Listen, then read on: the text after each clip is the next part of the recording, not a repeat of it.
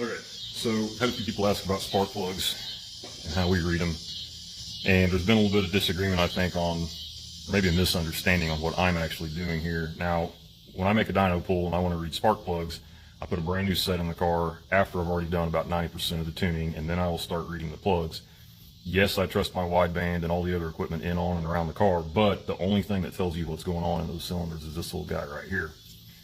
So when I put a new set of plugs in to verify that my timing is safe and fueling is good and whatnot, I put a new set in, I make a pull, I kill it. As soon as I'm done making the pull, let the vehicle slow down to a stop, get out, pull the plug out. And so these things are just going to have 30 to 60 seconds of runtime on them, just like you want to do at a racetrack. So they're not going to be covered in soot like some car that's been driving around town for 6 months. When you look at it, you don't want that. It contaminates the plug. It makes it really difficult, actually impossible to read.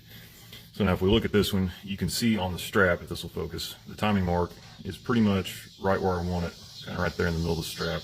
Difficult to see, I know, from a front-facing camera phone. But then for the fuel ring, you can't read this plug without cutting it open. Now you'll see some guys at a racetrack with a magnifying glass, you know, looking down in there trying to see what's in the bottom, and I guess that's better than nothing. But if you see some guy out there just with his naked eye eyeballing it, he pretty much doesn't have a clue what he's doing. Now, as soon as I say that, I know somebody's going to get butthurt. Say, well, I did my car for 30 years that way, never heard a motor. Whatever, great, good for you, dude. It's still wrong. It just happened to work for you. That's great. So I'm going to show you what I do. I chuck the spark plug open and drill, just like this. I take a little hacksaw, just like this.